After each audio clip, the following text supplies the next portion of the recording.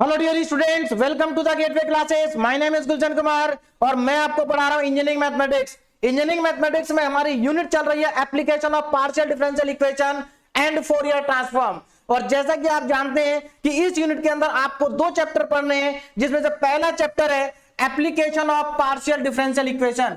और ये चैप्टर आज हमारा कंप्लीट हो जाएगा क्योंकि हम इस चैप्टर का लास्ट टॉपिक पढ़ रहे हैं टू डायमेंशनल हीट इक्वेशन, जिसको आज हम कंप्लीट कर लेंगे। तो चलिए स्टार्ट करते हैं आज का लेक्चर। और सबसे पहले बात करेंगे कि जो हमारा पहला चैप्टर है इस यूनिट का application of partial differential equation, इसमें हम क्या क्या पढ़ चुके हैं, क्योंकि आज हमारा इसका लास्ट लेक्चर है। तो ध्यान दीजिएगा। देखिए, इस चैप्टर के अंदर सबसे पहले हमने पढ़ा था method of separation of variable. और आप ये तो जानते हैं कि मेथड कितना इंपॉर्टेंट है, क्योंकि इस पूरे चैप्टर में 100% क्वेश्चन को सॉल्व किया जाता है method of separation of variable से। तो ये मेथड आपको बहुत अच्छे से आना चाहिए, और अगर ये मेथड आपको आता है तो आप ये मान के चलिए कि ये पूरा चैप्टर आपको आ जाएगा, क्योंकि हर 100% क्वेश्चन में आपको इसी मेथड को अप्लाई करना है। केवल बाउंड्री कंडीशन का डिफरेंस रहता है, बाकी कोई डिफरेंस नहीं है, सभी क्वेश्चन एक ही जैसे हैं। उसके बाद यहां पर जो हमारे पास chapter application of partial differential equation, इसकी तीन एप्लीकेशन हमें पढ़नी है। कौन कौन सी तीन एप्लीकेशन है? जिसमें से पहली application solution of one dimensional wave equation है, जिसको हमने 3 लेक्चर में कंप्लीट किया है ना। तो यहां पर क्या था, हमने वन डायमेंशनल वेव इक्वेशन को पढ़ा, फिर उसका सॉल्यूशन हमने फाइंड किया by the method of separation of variable से, और उसके बाद उसके ऊपर बेस्ड क्वेश्चन सॉल्व किए। सभी क्वेश्चन में आपको इसका सॉल्यूशन क्या करना होता है, सॉल्व करना होता है। Second application solution of one dimensional heat equation, इसको भी हमने कंप्लीट किया था 3 लेक्चर। और अभी हमारा जो टॉपिक चल रहा है वो है solution of two dimensional heat equation, जिसका 1 लेक्चर हमारा हो चुका है और आज सेकंड लेक्चर है। तो 2 लेक्चर में ये टॉपिक हमारा कंप्लीट हो जाएगा। क्लियर है? तो ये हम अभी तक पढ़ चुके हैं और इसको हम आज कंप्लीट कर लेंगे। तो चलिए स्टार्ट करते हैं। और स्टार्ट करने से पहले एक बार मैं आपको बता देता हूं कि हमने लास्ट लेक्चर में क्या पढ़ा था। देखिए, लास्ट लेक्चर में हमने पढ़ा था टू डायमेंशनल हीट इक्वेशन। तो मैंने आपको बताया था कि ये आपके पास टू डायमेंशनल हीट इक्वेशन होती है। देखो, जैसे वन डायमेंशनल हीट इक्वेशन होती है, सिमिलर वैसे ही टू डायमेंशनल हीट इक्वेशन भी होती है। बस उसमें देखिए, वन डायमेंशनल हीट इक्वेशन में del 2y upon del y वाला स्क्वायर वाला पार्ट नहीं होता है, इसमें ये ऐड हो जाता है तो ये 2D बन जाता है। और हमें क्या पढ़ना है, हमें पढ़ना है two dimensional heat equation in steady state. ध्यान दीजिएगा, हमें स्टडी स्टेट में पढ़ना है। स्टडी स्टेट का मतलब है जहां पर टेम्परेचर चेंज ना हो with respect to time. Steady state का यहां पर मीनिंग है कि टेम्परेचर चेंज नहीं होगा टाइम के रेस्पेक्ट में, और अगर टेम्परेचर चेंज नहीं होगा टाइम के रेस्पेक्ट में तो del U upon del T हो जाएगा 0। और अगर आप del U upon del T को यहां 0 कर देंगे तो c स्क्वायर भी इसके नीचे आके 0 हो जाएगा। तो बचेगा क्या, ये वाला पार्ट बचेगा और इक्वल टू में बचेगा 0। तो ये जो आपकी इक्वेशन है ये टू डायमेंशनल हीट इक्वेशन है इन स्टडी स्टेट कंडीशन, और इसी को हम कहते हैं Laplace equation. This is known as Laplace equation. इसी को लाप्लास इक्वेशन कहा जाता है, और लाप्लास इक्वेशन के ऊपर बेस्ड ही हमें क्वेश्चन सॉल्व करने हैं। तो सबसे इंपॉर्टेंट तो ये है कि आपको ये लाप्लास इक्वेशन को सॉल्व करना आना चाहिए, क्योंकि इस टॉपिक के ऊपर जितने भी क्वेश्चन होंगे उन सभी में सबसे पहले आपको इस इक्वेशन को सॉल्व करना है। अब ये इक्वेशन सॉल्व कैसे होगी, by the method of separation of variable से। ये मैंने आपको लास्ट लेक्चर में इसका डिटेल सॉल्यूशन आपको करके दिखाया था। आपको सभी क्वेश्चन में इसका डिटेल सॉल्यूशन करना है, इस चीज का आप ध्यान रखें। तो देखिए, जब आप इसको सॉल्व करेंगे तो यहां से आपको मिलेंगे 3 सॉल्यूशन, और ये तीनों सॉल्यूशन देखो मैंने यहां पर लिखे हुए हैं। पहला सॉल्यूशन आपको मिलेगा uxy c1 प्लस c2x पहला ब्रैकेट c3 e की power py plus c4 e की पावर माइनस py। ये हमारा होगा इसका first solution. This is the first solution of the Laplace equation, है ना। उसके बाद देखिए सेकंड सॉल्यूशन क्या आएगा, ये हमारा सेकंड सॉल्यूशन है c1 e की power px plus c2 e की पावर माइनस px, और इधर c3 cos py plus c4 sin py। तो इसको भी हमने फाइंड आउट किया था लास्ट लेक्चर में, है ना। ये दूसरा सॉल्यूशन हो गया लाप्लास इक्वेशन का, और लाप्लास इक्वेशन का ये हो गया हमारा थर्ड सॉल्यूशन। ये तीनों सॉल्यूशन आपको कैलकुलेट करने हैं, डायरेक्ट इनको नहीं लिखना है, डायरेक्ट इनको नहीं लिखना है। बाय चांस अगर मान लीजिए आपके पास एग्जाम में टाइम कम है ना, आपके पास एग्जाम में टाइम कम है, आपको समय नहीं मिल पा रहा है, तो आपको अगर डायरेक्ट याद है तो यहां से आप स्टार्ट कर सकते हैं, लेकिन फुल मार्क्स आपको नहीं मिलेंगे, इस चीज का आप ध्यान रखें। फुल मार्क्स आपको तभी मिलेंगे तब आप इनको कैलकुलेट करेंगे और उसके बाद इनमें बाउंड्री कंडीशन लगाएंगे। तो आप इस चीज का ध्यान रखें, जब आप क्वेश्चन को स्टार्ट करेंगे तो पहले आपको लाप्लास इक्वेशन का डिटेल सॉल्यूशन करना है, जहां पर ये तीनों सॉल्यूशन आपको मिलेंगे। अब इन तीनों में से एक ही सॉल्यूशन को लेकर के आपको आगे बढ़ना है ना, एक ही सॉल्यूशन को आपको लेके आगे बढ़ना है।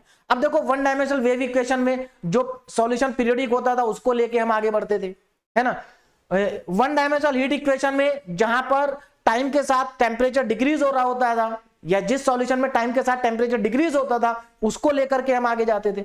लेकिन यहां पर क्या है ना, कोई ऐसा स्पेसिफिक रूल नहीं है जिससे हम ये कह सकें कि कौन सा सॉल्यूशन लेकर के आपको आगे जाना है। हाँ, लेकिन इतना कंफर्म है कि जो पहला सॉल्यूशन है इसको तो नहीं लेकर के जाना है, इससे आपको सॉल्यूशन नहीं मिलेगा। एक्चुअल में इनको डिसाइड करने का तरीका क्या है, डिसाइड करने का तरीका बाउंड्री कंडीशन का, मैंने आपको लास्ट लेक्चर में बताया था। बाउंड्री कंडीशन से हम डिसाइड कर सकते हैं कि किसको आगे लेकर के जाना है, लेकिन बाउंड्री कंडीशन से डिसाइड तो कर सकते हैं, लेकिन कई बार बाउंड्री कंडीशन से भी नहीं पता चलता कि किसको आगे लेकर के जाना है। वो मैं आपको क्वेश्चन कराऊंगा जब मैं आपको बताऊंगा। तो एक चीज का हमेशा ध्यान रखना, ये सॉल्यूशन तो जनरली कहीं पर भी नहीं लेंगे, है ना। 80% केस में ये थर्ड वाला सॉल्यूशन आता है, 20% या 30% केसेस ऐसे होते हैं जहां पर सेकंड सॉल्यूशन भी आ जाता है।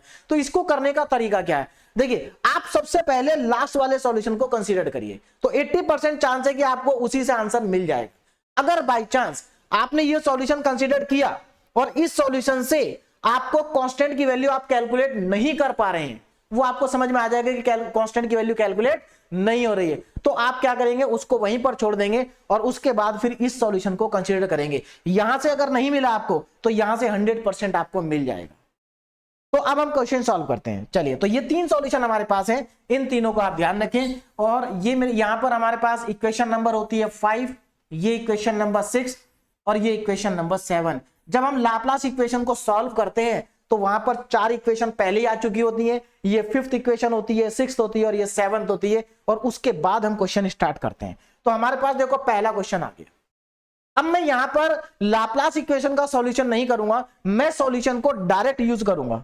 मैं सॉल्यूशन को क्या करूंगा, डायरेक्ट यूज करूंगा। इनमें से कोई एक सॉल्यूशन को उठाऊंगा और डायरेक्ट उसको यूज करूंगा, उसके अंदर बाउंड्री कंडीशंस को यहां पर अप्लाई करूंगा। लेकिन आप लोग याद रखें, आप लोग जब एग्जाम में करेंगे तो आपको ये सॉल्यूशन करना है। क्वेश्चन लेंथी होगा नो डाउट, लेकिन आसान होगा। चलिए करते हैं पहला क्वेश्चन। देखिए क्या है पहले क्वेश्चन में, ध्यान दीजिएगा। यहां पर क्या कहा गया, और रेक्टेंगुलर प्लेट, एक रेक्टेंगुलर प्लेट है विद इंसुलेटेड सरफेस, जिसके सरफेस इंसुलेटेड है। इंसुलेटेड का मतलब है कि सरफेस के ऊपर इंसुलेशन है, हीट बाहर नहीं जा सकती, है ना, सरफेस से हीट ट्रांसफर नहीं हो सकती, तो उससे हमें ज्यादा मतलब नहीं है। ए rectangular plate with insulated surface is 10 centimetre wide. जो प्लेट है उसकी जो विड्थ है वो 10 सेंटीमीटर है, ये हमारे लिए इंपॉर्टेंट है। आगे देखो क्या कहा गया, and so long compare to its width, और इसकी विड्थ के कंपैरिजन में ये बहुत ज्यादा लेंथी है ना, that it may be considered infinite in length. मतलब ये इस विड्थ के कंपैरिजन में इतनी ज्यादा लेंथ है इसकी कि हम इसकी लेंथ को इनफाइनाइट कंसीडर कर सकते हैं। देखिए वैसे कोई लेंथ इनफाइनाइट नहीं होगी प्लेट की, लेकिन कंपैरेटिवली हम उसको इनफाइनाइट ले रहे हैं। क्लियर है, in length without introducing N appreciable error, और ऐसा करने से इसके सॉल्यूशन में कोई एप्रिसिएबल एरर नहीं आएगा। If the temperature along the short edge, अब देखो शॉर्ट एज के अलोंग इसका टेम्परेचर गिवन है। शॉर्ट एज का मतलब समझिए क्या है, देखिए short edge y equal to 0, तो इसके लिए हमें क्या करना पड़ेगा, y इक्वल टू 0 यानी कि यहां पर ग्राफ हमें बनाना पड़ेगा। तो चलिए सबसे पहले मैं क्या करता हूं, यहां पर एक ग्राफ बनाता हूं, मतलब x और y एक्सिस यहां पर बना लेते हैं। ध्यान दीजिएगा, ये हमारे पास आ गई, यहां पर x और y एक्सिस को मैं बनाने जा रहा हूं, जरा ध्यान दीजिए। ये मेरे पास है y axis, this is y axis, ठीक, और यहां पर मैं ले लेता हूं x एक्सिस, ये x एक्सिस हो गई, ठीक है, दिस इज x एक्सिस। अब यहां पर जरा ध्यान देंगे, देखिए x एक्सिस और y एक्सिस तो हमारे पास आ गई है। अब थोड़ा सा आगे देखते हैं क्या करना है। देखो क्वेश्चन में क्या कहा था, इस प्लेट की विड्थ कितनी है, 10 सेंटीमीटर है, और if the temperature along the short edge, यानी कि इस प्लेट का जो शॉर्ट एज है, देखिए शॉर्ट एज कौन सा है, एक तो शॉर्ट एज ये है और एक शॉर्ट एज इसका इनफाइनाइट पे होगा। भाई ये दोनों तो लॉन्ग एज है ना, एज मतलब किनारे है ना, तो ये तो दोनों लॉन्ग एज है, ये दोनों शॉर्ट एज होंगे, एक ये और एक जो इन्फिनिटी पे होगा। तो यहां पर देखिए क्या बोला है कि if the temperature along the short edge कौन सा, मतलब y इक्वल टू 0 पर, यानी कि इस प्लेट को हम क्या बना रहे हैं यहां पर, जरा प्लेट को देखो ध्यान से, ये मान लेते हैं हमारी प्लेट है, यहां पर मैं प्लेट को बना रहा हूं, ये प्लेट की विड्थ हो गई, ठीक, ये हमारे पास प्लेट है।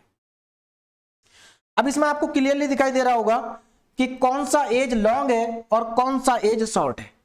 ये देखिए ये हमारा है लॉन्ग एज जो कि इन्फिनिटी तक जाएगा, है ना, कहां तक जाएगा ये वाला एज, इन्फिनिटी तक, और ये हमारा शॉर्ट एज है, और एक जो शॉर्ट एज होगा वो इन्फिनिटी पर जाकर आएगा, कहां पर जाके आएगा, इन्फिनिटी पे, तो ये इन्फिनिटी तक जाएगा। बोलो बात समझ में आ गई, ये प्लेट इन्फिनिटी तक जा रही है, तो ये शॉर्ट एज है, ये शॉर्ट एज है, ये दोनों लॉन्ग एज है।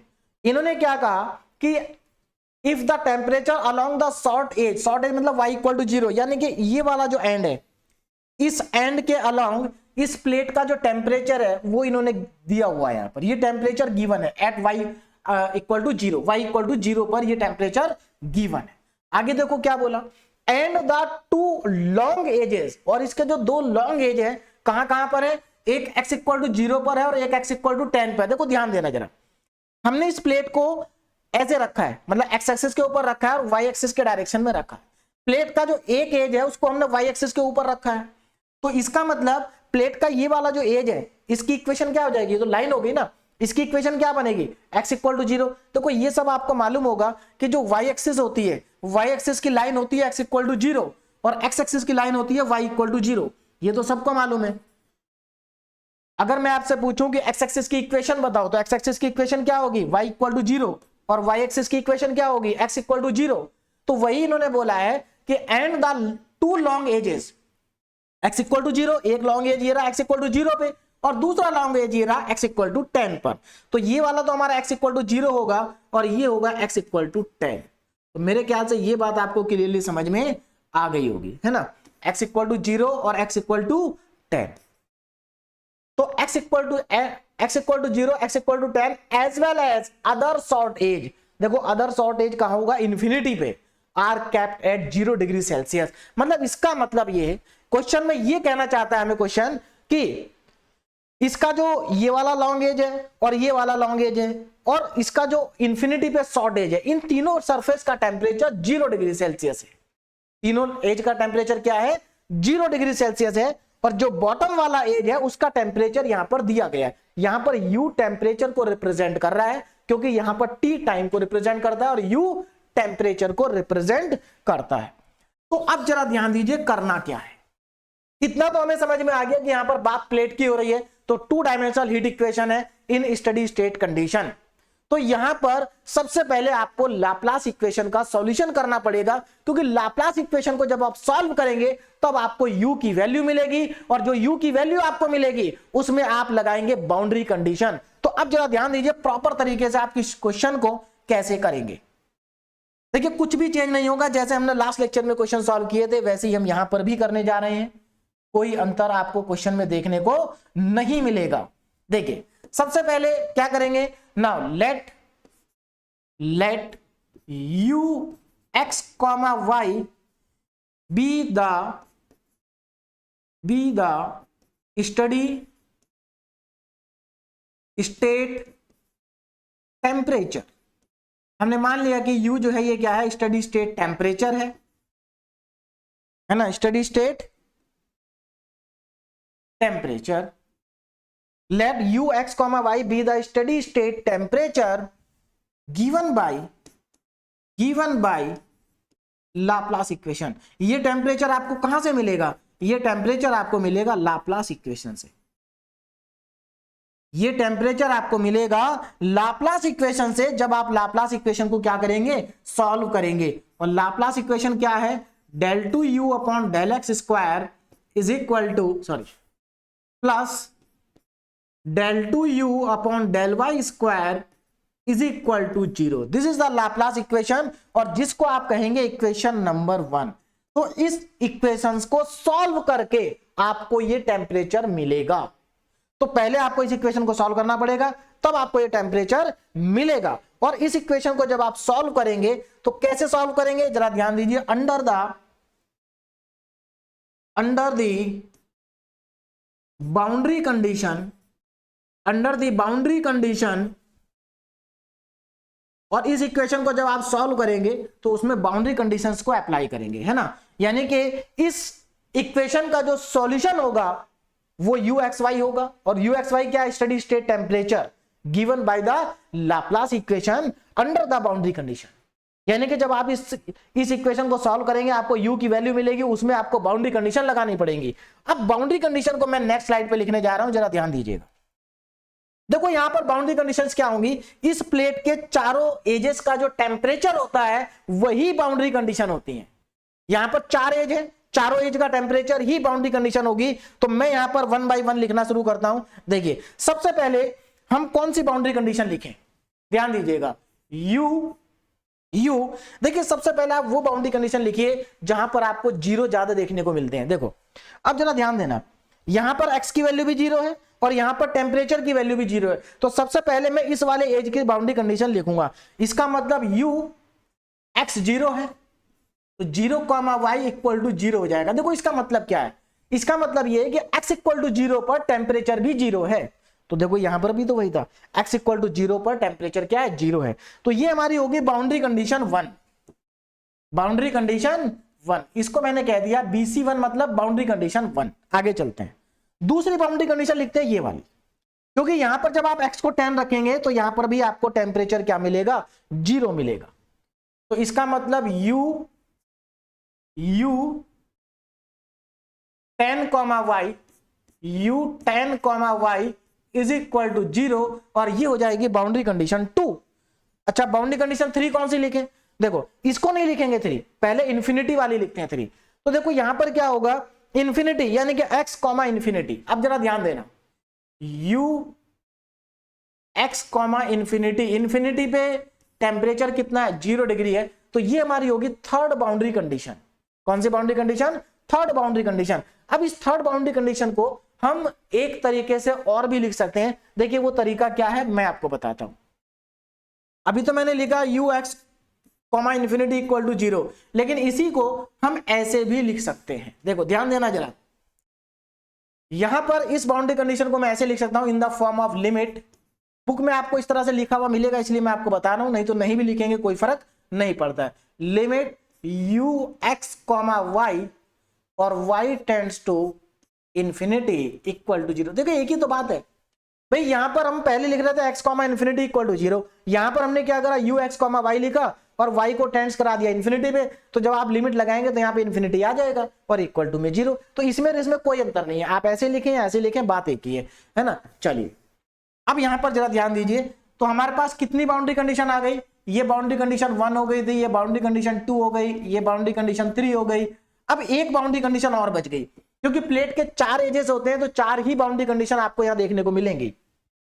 अब ये बॉटम वाली रहेगी जो हमें यहां पर लिख के दी गई थी। अब जरा ध्यान देना, यहां पर ये जो बाउंड्री कंडीशन आपको दी गई है इसमें y कितना है, 0। देखो लिखा हुआ y इक्वल टू 0 पे, यहां पर भले ही y लिखा है लेकिन आपको लिखना पड़ेगा ux कॉमा 0। तो देखिए फोर्थ बाउंड्री कंडीशन हमारी हो जाएगी ux comma 0 is equal to, अब यहां पर डबल आपको एक्सप्रेशन दिया हुआ है, पहले दिया है 20x है ना, और ये 20x आपको मिलेगा 0 से 5 के बीच में, यानी कि यहां पर x की वैल्यू वेरी करेगी 0 से 5 के बीच में, ठीक है ना। उसके बाद दूसरा एक्सप्रेशन है 2010 माइनस एक्स, 2010 माइनस एक्स, और ये आपको मिलेगा जब x की वैल्यू 10 से कम और 5 से क्या होगी, ज्यादा होगी। ऐसा ही है ना, बिल्कुल। तो ये हो गई हमारी boundary condition 4, this is boundary condition 4। तो हमारे पास यहां पर 4 बाउंड्री कंडीशन आ गई, और आपको मालूम है कि जब हमारे पास बाउंड्री कंडीशन आ चुकी है तो अब हमें क्या करना है, इन बाउंड्री कंडीशंस को अप्लाई करना है कहां पर, लाप्लास इक्वेशन के सॉल्यूशन में। अब लाप्लास इक्वेशन का सॉल्यूशन होगा कौन सा, क्योंकि हमारे पास तो 3 सॉल्यूशन है, अब इन तीनों में से कौन सा लें। यहां पर तो बाउंड्री कंडीशन को देखकर भी आइडिया नहीं लग रहा है कि कौन सा सॉल्यूशन लेना चाहिए, है ना। बाउंड्री कंडीशन को देख के आइडिया नहीं लग रहा। देखिए बाउंड्री कंडीशन में अगर साइन आ जाता है या कॉस आ जाता है तो बाउंड्री कंडीशन को देख के आइडिया लग जाता है कि हमें कौन सा सॉल्यूशन तीनों में से लेना चाहिए।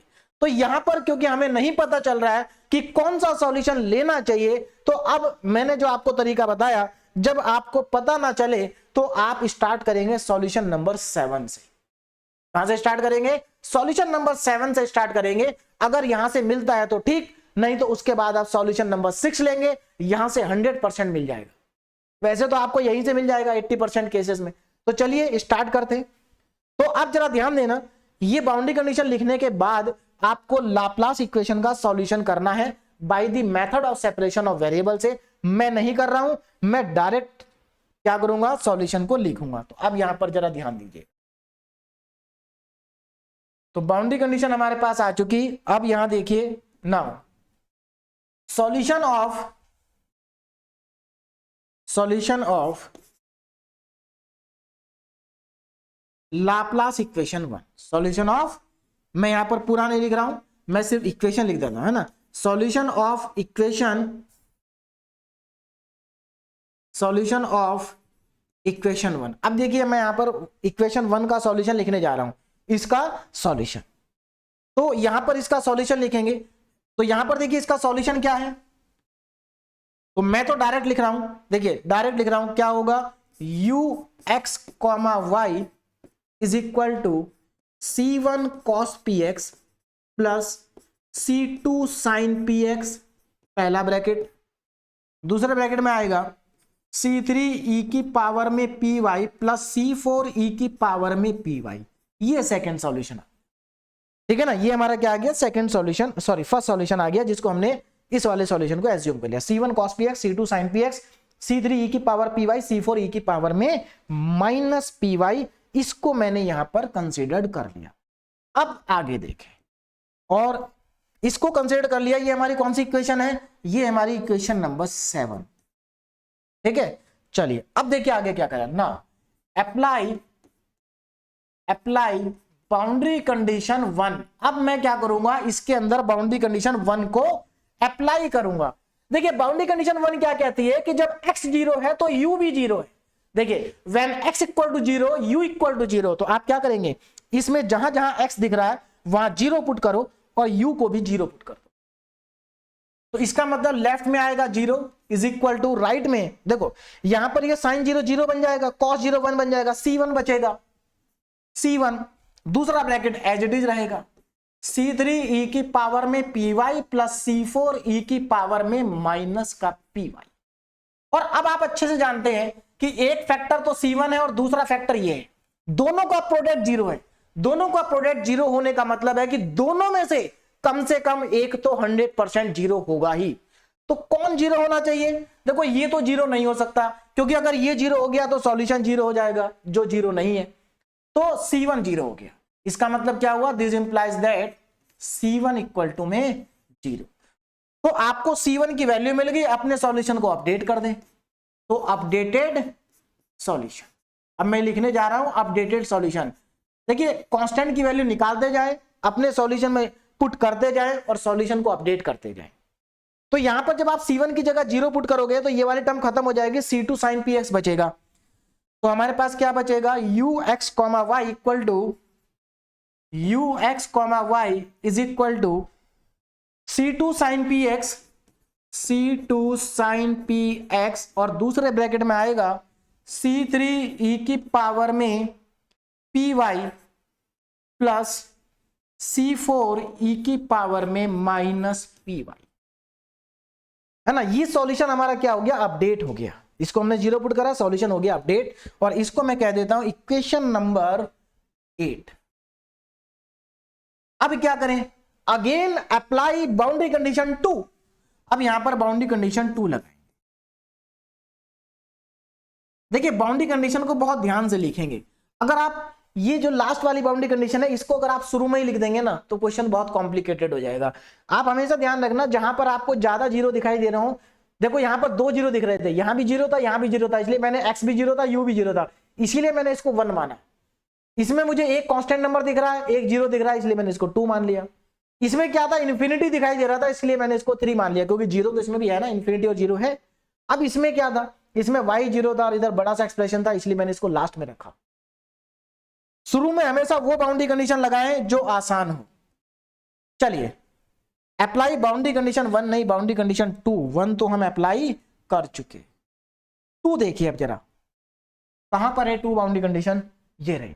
इसमें x की जगह 10 रखना है और u की जगह 0 रखना है, तो इसका मतलब अब यहां रखना, इधर मत रखना। इसमें देखो u के जगह पर 0 और x की जगह पर 10, तो C2 sin 10p बन जाएगा, 10p। और यहां पर तो कोई चेंज आएगा नहीं, as it is C3 e की पावर में py प्लस C4 e की पावर में माइनस py। अब यहां पर जरा ध्यान से देखो किसको 0 कर होना चाहिए। देखो यहां पर 3 चीज आपको दिखाई दे रही है, C2 sin 10p और ये बड़ा वाला ब्रैकेट, तीनों में से किसको 0 होना चाहिए। देखो C2 तो 0 नहीं हो सकता, C2 0 होने पे पूरा 0 हो जाएगा, और ये बड़ा ब्रैकेट भी 0 नहीं हो सकता, क्यों भी तब भी 0 हो जाएगा। तो बचा कौन, sin 10p 0 होगा, sin 10p 0 होगा। और अभी भी अगर किसी स्टूडेंट को ऐसा लगता है कि सर sin 10p के 0 होने से ये भी 0 हो जाएगा, तो ऐसा बिल्कुल नहीं है, क्योंकि वो sin px है और ये sin 10p है, तो इसके 0 होने से वो क्यों 0 होगा।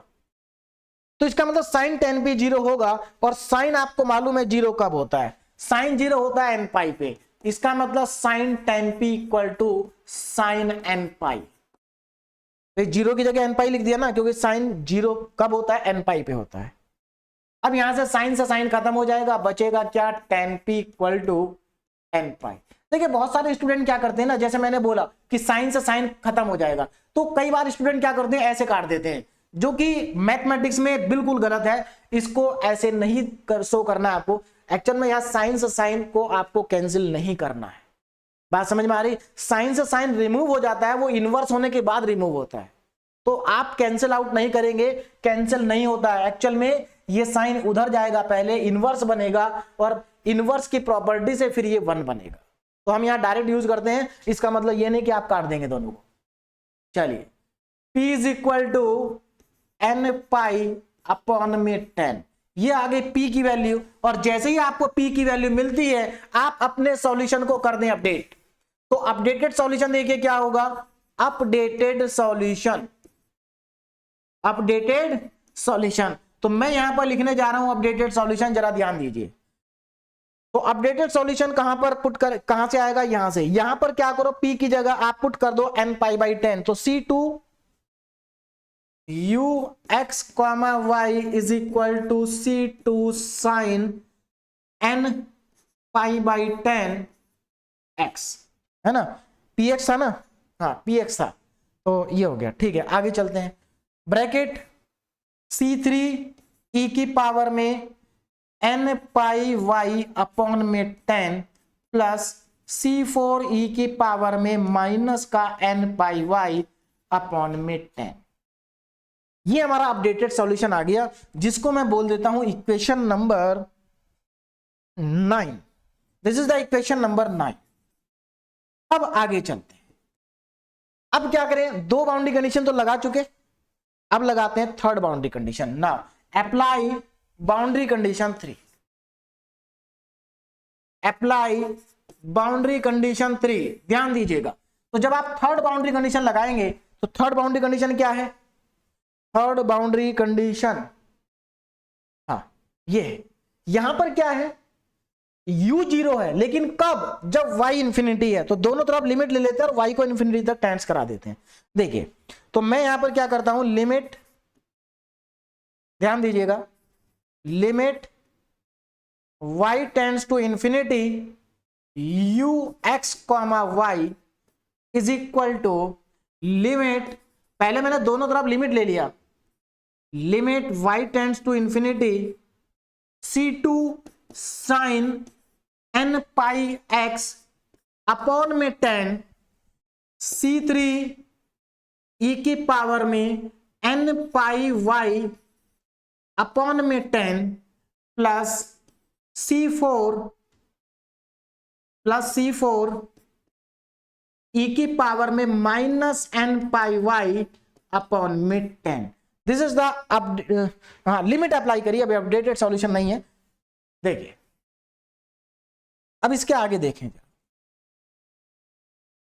अब यहां पर क्योंकि हम बाउंड्री कंडीशन अप्लाई कर रहे हैं तो ये जो लिमिट है y tends to infinity U X Y, इसकी वैल्यू तो जीरो है, इसकी वैल्यू क्या है जीरो है, तो आप लेफ्ट में तो जीरो पुट कर देंगे, लेफ्ट में क्या पुट कर देंगे जीरो, ये लीजिए जीरो इक्वल टू, अब इधर आ जाते हैं देखो C2 sin n pi x upon 10 तो कांस्टेंट हो गया ना इस लिमिट के लिए, क्योंकि लिमिट y की है, तो जब लिमिट y की आप जानते हैं कि जब हम लिमिट अप्लाई करते हैं तो कांस्टेंट टर्म बाहर आ जाती है लिमिट से, तो यहां पर भी मैं इस वाले पार्ट को तो लिमिट से कर देता हूं बाहर, C2 sin n pi x upon 10 तो आ गया बाहर।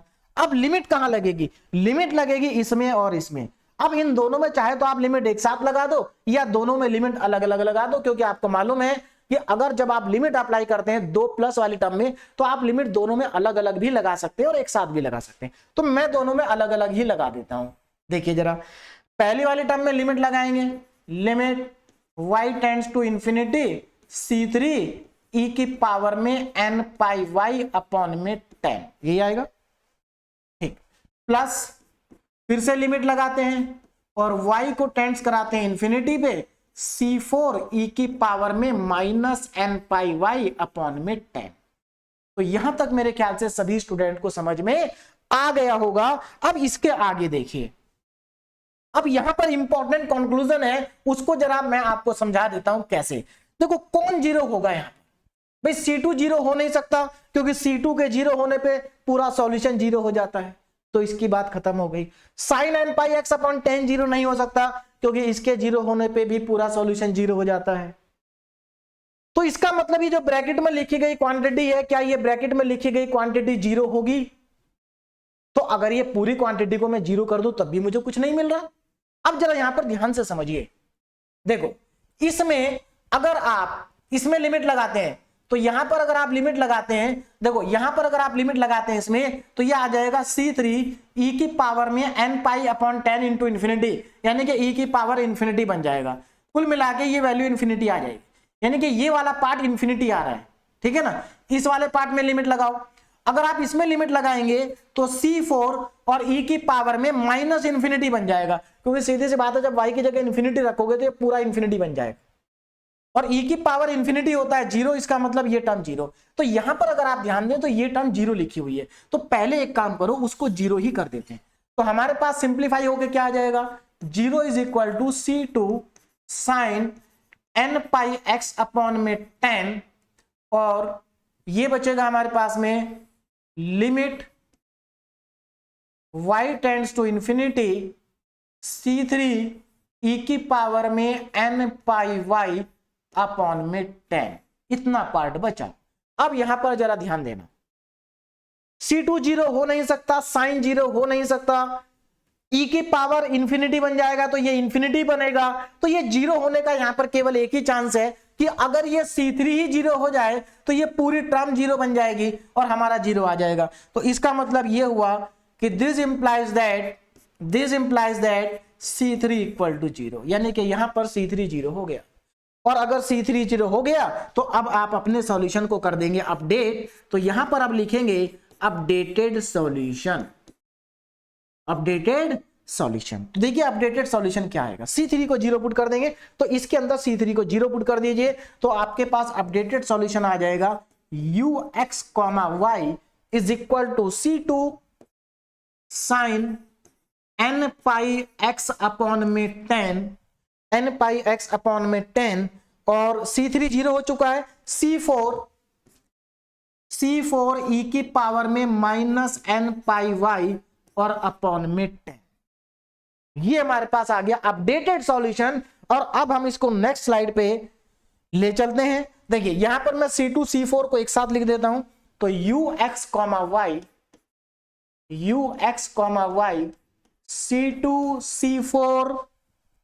C2 C4 sine n pi x upon 10 sine n pi x upon में 10 sine n pi x upon 10 e की पावर में माइनस का n पाई y अपॉन में 10। ये हमारे पास यहां से आ चुका है। अब एक बाउंड्री कंडीशन और बची है, आप जानते हैं, फोर्थ वाली। इसको कब लगाएंगे? तो ये आपको मालूम है कि लास्ट बाउंड्री कंडीशन हम लगाते हैं मोस्ट जनरल सॉल्यूशन लिखने के बाद। तो सबसे पहले लिखेंगे मोस्ट जनरल सॉल्यूशन। तो ध्यान दीजिएगा जरा, मोस्ट जनरल सॉल्यूशन। अब यहां पर मैं लिखने जा रहा हूं मोस्ट जनरल सॉल्यूशन। तो मोस्ट जनरल सॉल्यूशन को लिखने का तरीका आप सभी स्टूडेंट को अब अच्छे से आ गया होगा, है ना। समेशन का सिंबल लगाएंगे, n को वेरी कराएंगे 1 से लेकर के इंफिनिटी तक, है ना। कहां से? 1 से लेकर के इंफिनिटी तक वेरी कराएं। तो n 1 से लेके इंफिनिटी वेरी करेगा। C2 और C4 की जगह लिखेंगे bn sign n pi x और अपॉन में 10 इंटू में e की power minus n pi y और अपॉन में 10। और ये जो हमारे पास मोस्ट जनरल सॉल्यूशन आया है, इक्वेशन नंबर कौन सी बन जाएगी? ये 9 थी।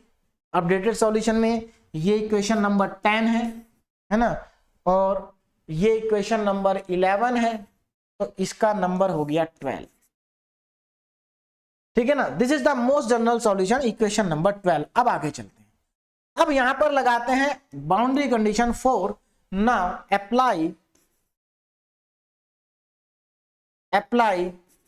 Boundary condition 4। अब जरा बाउंड्री कंडीशन 4 पर ध्यान दें। देखिए बाउंड्री कंडीशन 4 क्या कहती है कि अगर आप y को 0 पुट कर दें, अगर आप y को 0 पुट कर दें तो u की ये वैल्यू होगी, u की ये वैल्यू होगी। तो देखिए मैं y को 0 पुट कर देता हूं, है ना। तो y को 0 पुट करने पे अभी मैं u की वैल्यू नहीं लिख रहा हूं, अभी केवल मैं y को 0 पुट कर रहा हूं। देखिए y को 0 पुट करने पे आपको x, 0 मिलेगा, यानी कि ux, 0 मिलेगा, जिसकी वैल्यू अभी हम रखेंगे।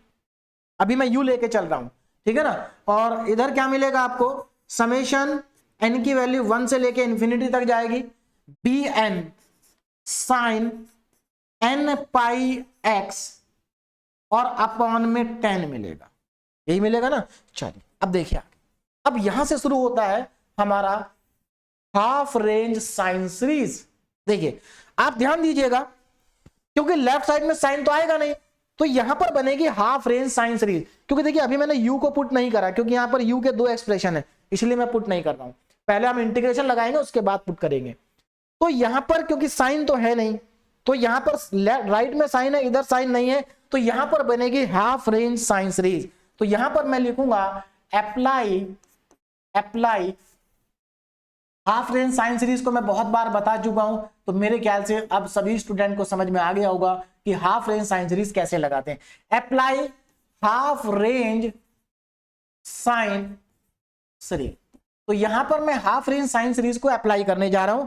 तो हाफ रेंज साइन सीरीज को जब हम अप्लाई करते हैं तो एक्चुअल में हम यहां पर bn का फॉर्मूला निकालते हैं, इस bn को कैलकुलेट करेंगे। तो according to half range sine series bn का फॉर्मूला क्या होता है, जरा ध्यान दीजिएगा।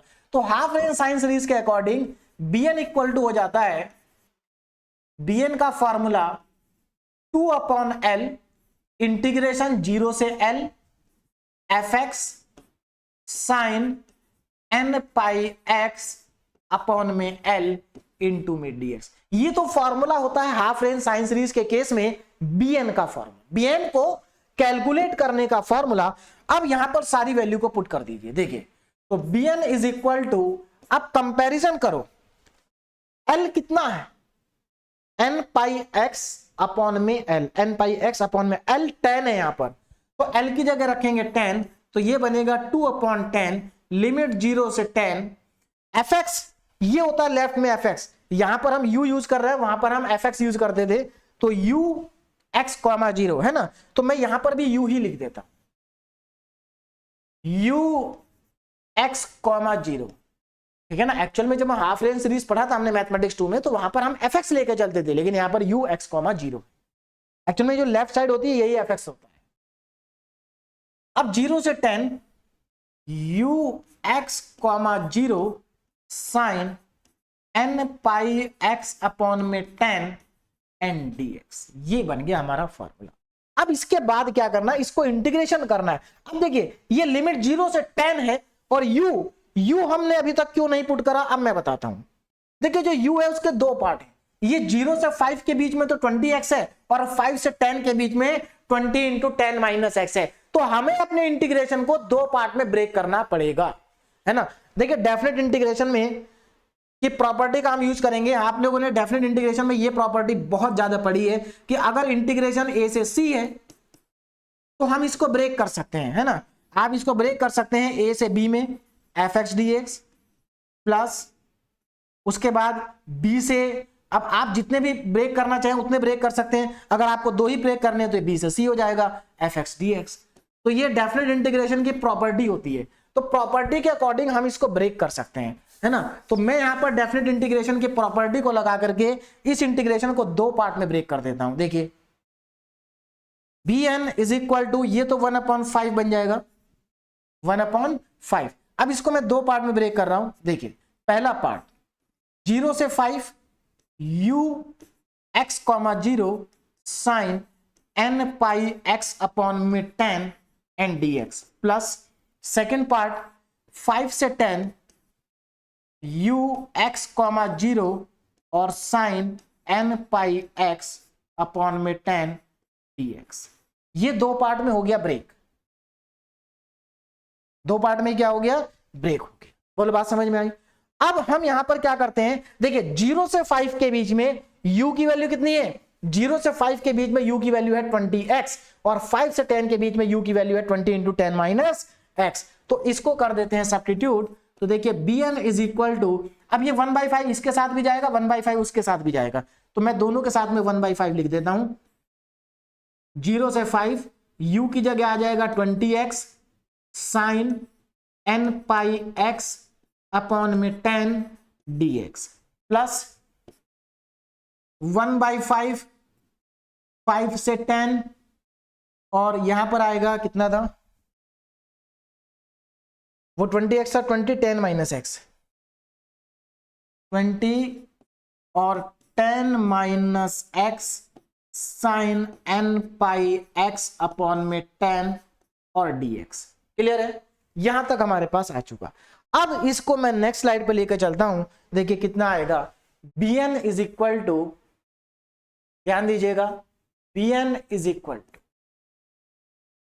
तो 1/5 0 से 5, चलिए मैं एक बार और कॉपी कर देता हूं एज इट इज, 1/5 0 से 5 20x sign n pi x upon में 10 dx। ध्यान दीजिएगा इंपॉर्टेंट स्टेप है, 20x sign n pi x upon 10 dx plus 1/5 plus 1/5 और यहां पर लिमिट होगी 5 से 10, 20 10 minus x sign n pi x upon में 10 और dx। ये था, थोड़ा सही से लिख दिया मैंने, है ना। तो 20x और 20 10 माइनस एक्स, यही था ना, 20x और 20 10 माइनस एक्स, बिल्कुल। अब यहां पर जरा ध्यान दीजिए, अब क्या करेंगे, देखिए यहां पर अब आपको ये दोनों इंटीग्रेशन करने, और आपको यहां दिखाई दे रहा दोनों इंटीग्रेशन में ही आपको इंटीग्रेशन बाय पार्ट्स लगाना पड़ेगा, है ना। मैं एक काम करता हूं, देखिए यहां पर हमने लिखा ही था, तो 20 दोनों में से बाहर आ जाएगा, तो मैं यहां पर 20 को बाहर कर देता हूं। यहां पर हम क्या करते हैं, 20 को कर देते हैं बाहर, यहां लिख देते हैं 20 को, यहां भी 20 को कर देते हैं बाहर।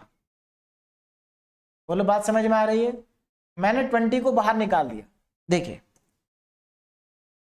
20 बाहर निकलेगा, यहां जाएगा 20, है ना, यहां पर भी 20 बाहर निकल, तो यहां कितना बचा, x sign n pi x upon 10 dx, और यहां पर 10 माइनस x, क्योंकि 20 तो बाहर कर दिया, ये था ना आपका एक्चुअल में बाउंड्री कंडीशन, 20 10 माइनस x, तो 20 को बाहर कर दिया, 10 माइनस x बचा। तो ये समझ आया, मैंने 20 को बाहर कर दिया, नहीं तो मुझे एक बार और स्टेप को रिपीट करना पड़ता। अब देखिए, अब यहां पर क्या करना है, इंटीग्रेशन बाय पार्ट्स लगाना है। इंटीग्रेशन बाय पार्ट्स को मैंने आपको बहुत बार बता रखा है, पहले तो ये बचेगा 4, कितना बचेगा 4। अब मैं यहां पर लगाने जा रहा हूं integration by parts.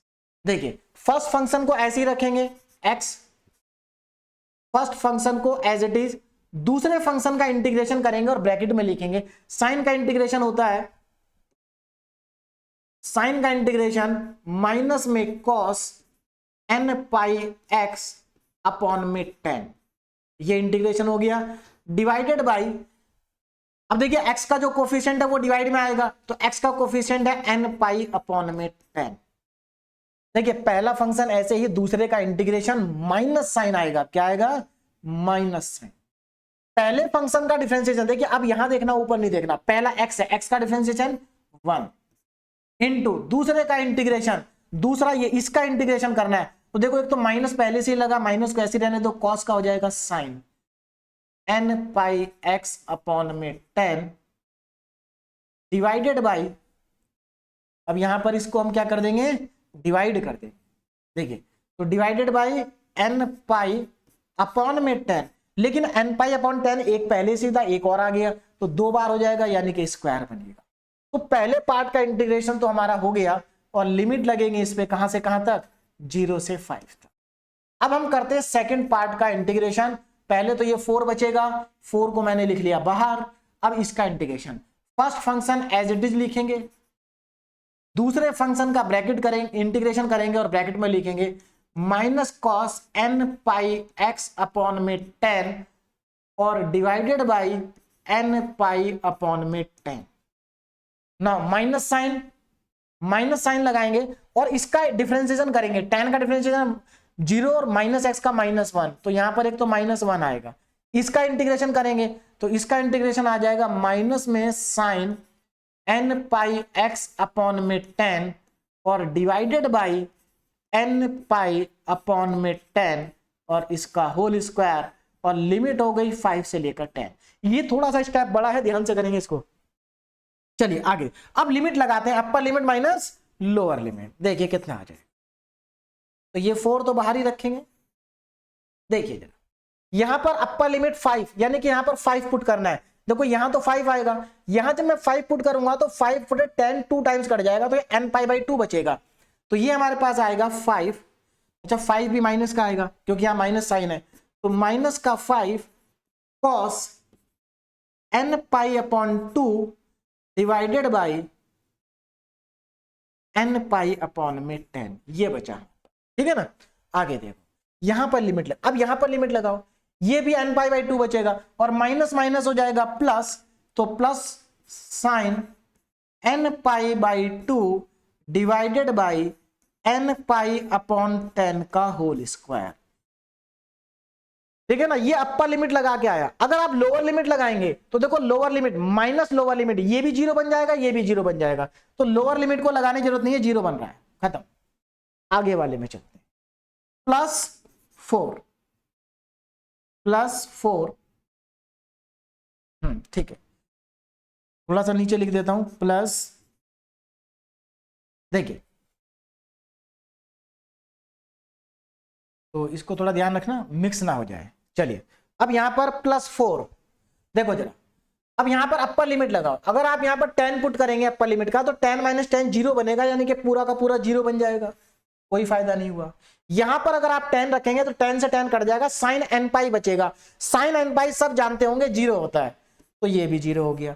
Now minus lower limit, देखो पिछली बार लोअर लिमिट लगाने पे दोनों 0 आ रहे थे, इस बार अपर लिमिट लगाने पे दोनों 0 आ रहे हैं। लोअर लिमिट पे देखो क्या आएगा, लोअर लिमिट ऑफ 5, देखिए 10 माइनस 5 बचेगा, तो एक तो यहां 5 आ गया, दूसरा यहां पर n पाई बाई 2 बचेगा, तो माइनस का 5 कॉस n पाई बाई 2 और अपॉन में n पाई बाई 10, ये बचा। यहां देखो 3 माइनस तो पहले से ही है, माइनस माइनस माइनस, तो माइनस माइनस माइनस माइनस ही बचेगा, 3 माइनस है। 5 पुट करोगे तो साइन n पाई बाई 2 बचेगा और डिवाइड में n पाई बाई 10 का होल स्क्वायर बचेगा, और ये हो गया हमारा कंप्लीट।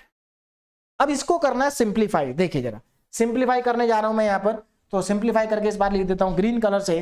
देखिए Pn इज इक्वल टू, अब जरा यहां पर ध्यान देना, ये 10 ऊपर जाएगा तो कितना बनेगा, माइनस का 50 अपॉन में n पाई और cos n पाई यहां पर आ गया, इसको सिंप्लीफाई करके प्लस ये देखो 10 का स्क्वायर 100 होगा, 100 जाएगा ऊपर, तो 100 साइन n पाई बाई 2 और अपॉन में n स्क्वायर, अपॉन में n स्क्वायर पाई स्क्वायर आ जाएगा, है ना, n स्क्वायर पाई स्क्वायर आ जाएगा।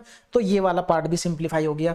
आगे अच्छा इसमें 4 था बाहर, 4 बाहर था, तो 4 को चलिए 4 को मैं बाहर ही रखता हूं, है ना। 4 को देखिए जरा, तो इनके बाहर है 4, ये आ जाए, ठीक है ना, प्लस 4। अब देखो यहां, देखो ये माइनस माइनस बनेगा प्लस, तो माइनस माइनस प्लस बन गया, तो और ये 10 ऊपर जाएगा, देखो ये 10 ऊपर जाएगा 5 के साथ, तो 50 बनेगा, तो 50 cos n पाई बाई 2 और 50 के अपॉन में आ जाएगा n। उसके बाद यहां पर आ जाओ, देखो ये माइनस है, माइनस माइनस बनेगा प्लस, और ये 10 का 100 जाएगा ऊपर, तो 100 साइन n पाई बाई 2 और अपॉन में n स्क्वायर पाई स्क्वायर, ये यहां से मिल गया। अब थोड़ा सा आगे चलते हैं, अब इस 4 को भी अंदर क्या कर देते हैं, मल्टीप्लाई कर देते हैं, तो देखिए हमारे पास bn कितना आएगा, bn इज इक्वल टू, जब आप 4 को अंदर मल्टीप्लाई करेंगे तो ये बन जाएगा 4 और 50, है ना, तो ये बनेगा आपका 200, तो माइनस का 200 अपॉन में पाई cos n पाई अपॉन में 2, ठीक, ये आ गया। आगे चलते हैं, इस 4 को यहां मल्टीप्लाई करेंगे, 400 बनेगा, तो प्लस में 400 अपॉन में पाई स्क्वायर और n square sine n pi upon 2, यहां से इसको भी 4 अंदर मल्टीप्लाई करेंगे, तो देखिए क्या आ जाएगा, प्लस में 200 अपॉन में n pi cos n pi by 2, यही आएगा, बिल्कुल यही आ जाएगा, और प्लस में 400 अपॉन में n स्क्वायर पाई स्क्वायर और sine n pi by 2 sine n pi by 2, ये आ जाएगा। तो देखो आपने देखा यहां पर हमने लास्ट वाला सॉल्यूशन कंसीडर किया था और हमें सारे कांस्टेंट हमारे कैलकुलेट हो गए, हमें कोई प्रॉब्लम नहीं आई। अगर नहीं कैलकुलेट होते तो हम इस सॉल्यूशन को कंसीडर नहीं करते। यहां से आप देख सकते हैं ये पूरा पूरा कैंसिल हो रहा है, तो आपके पास फाइनली बचा क्या, देखिए जो आपके पास बचा है bn, और इन दोनों bn को अगर आप ऐड कर देंगे तो ये 400 का डबल हो जाएगा 800, तो 800 अपॉन में पाई स्क्वायर n स्क्वायर, है ना, n स्क्वायर पाई स्क्वायर और साइन n पाई अपॉन में 2, दिस इज bn। अब इस bn का क्या करें, इसको मोस्ट जनरल सॉल्यूशन में उठा करके पुट कर दीजिए और वही आपका फाइनल आंसर हो जाएगा। तो चलते हैं मोस्ट जनरल सॉल्यूशन में, कहां गया हमारा, this is the most general solution. इस मोस्ट जनरल सॉल्यूशन के अंदर bn की वैल्यू को पुट कर दें और यही आपका क्या हो जाएगा, आंसर हो जाएगा। तो ux, y, तो यहां पर लिख दें put bn in equation number 12 है ना, most general solution equation number 12, 1 से लेकर के इंफिनिटी तक। देखिए तो ux, y is equal to summation 1 से लेकर के इंफिनिटी और bn 800 अपॉन में n square pi square sine n pi upon 2 sine n pi x upon में 10 e की पावर में minus n pi y upon में 10, यही था ना। अब इसमें से आप क्या कर सकते हैं, 800 और पाई स्क्वायर को बाहर कर सकते हैं, तो ux, y is equal to 800 upon में पाई स्क्वायर समेशन n की वैल्यू 1 से लेकर के इंफिनिटी 1/n² बचेगा, साइन n पाई अपॉन में 2 sine n pi x upon में 10 और e की पावर में -n पाई y अपॉन में 10। और यही हमारा इस क्वेश्चन का क्या होगा, फाइनल सॉल्यूशन होगा, है ना। तो देखिए बहुत सारे स्टूडेंट को तो लगेगा सर कि इतना बड़ा क्वेश्चन कैसे कर पाएंगे, लेकिन देखिए इतने बड़े क्वेश्चन सभी नहीं है, कुछ ही क्वेश्चन इतने बड़े हैं। और देखिए ये जो हमारी यूनिट है, ये जो चैप्टर हमारा application of partial differential equation, इसके क्वेश्चन वाकई में बहुत लेंथी होते हैं, है ना। तो लेकिन आसान होते हैं, सब एक ही जैसे होते हैं, इसलिए आप कर सकते हैं। तो ये हमारा इसका क्या आ गया, सॉल्यूशन आ गया, है ना। तो हमारा मोस्ट जनरल सॉल्यूशन में हमने e की power n pi y upon 8, है ना, यहां पर हमने bn को पुट कर दिया और हमारा जो है फाइनल आंसर आ चुका है। तो this is the final answer. Clear है। तो मेरे ख्याल से अब करने का जो तरीका है वो आपको और अच्छे से क्लियर हो गया होगा। अब हम चलते हैं अपने नेक्स्ट क्वेश्चन पे, और आज का हमारा नेक्स्ट क्वेश्चन है ये क्या है, देखिए, और स्क्वायर प्लेट इज बाउंडेड। अब इस बार स्क्वायर प्लेट दे रखी है जो कि इन लाइन से बाउंडेड है, यानी कि एक तरह से हमारे पास बाउंड्री कंडीशन शुरू में ही क्या कर दिया, दे दी गई हैं। तो चलिए इन बाउंड्री कंडीशंस को मैं बना लेता हूं। देखिए तो सबसे पहले मैं यहाँ क्या करूंगा, एक्स और वाई एक्सिस को बनाऊंगा। तो ये हमारी है Y axis, this is Y axis, है ना, और ये हमारे पास है X axis, this is X axis. Clear है, एक्स एंड वाई। अब हमें क्या करना है कि स्क्वायर प्लेट बनानी है। क्या बनानी है, स्क्वायर प्लेट। और स्क्वायर प्लेट और उसकी जो बाउंड्री है वो x इक्वल टू 0 पर है। x इक्वल टू 0 लाइन ये है, y इक्वल टू 0 ये रही, x इक्वल टू 20 यहां कहीं आ जाएगी और y इक्वल टू 20 यहां कहीं आ जाएगी। तो एक स्क्वायर प्लेट बनाएंगे। तो देखिए मैं यहां पर एक स्क्वायर प्लेट बना देता हूं। अब यहां पर लाइन स्ट्रेट नहीं होगी, चलिए पहले मैं एक स्क्वायर प्लेट बनाता हूं। देखिए ये हमारी मान लीजिए एक स्क्वायर प्लेट है,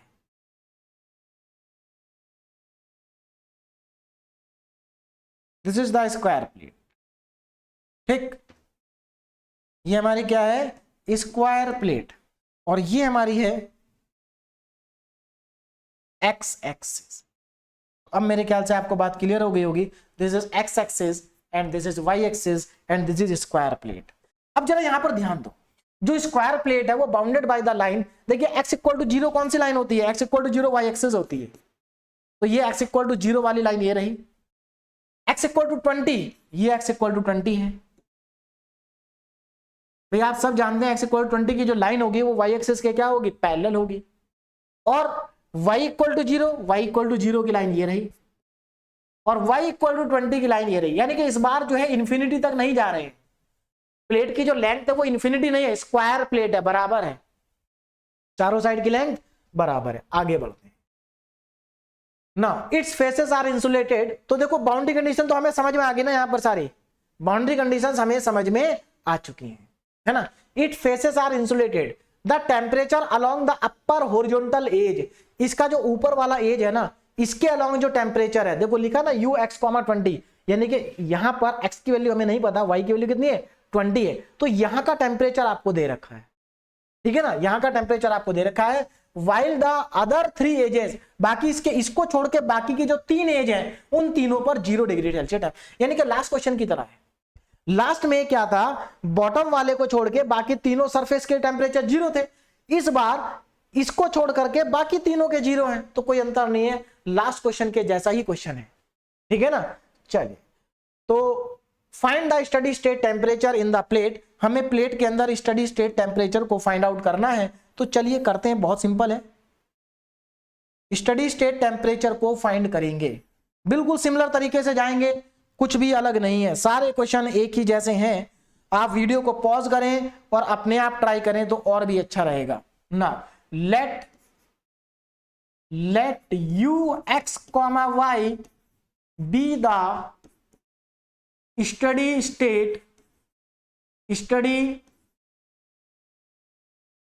state temperature given by Laplace equation, given bye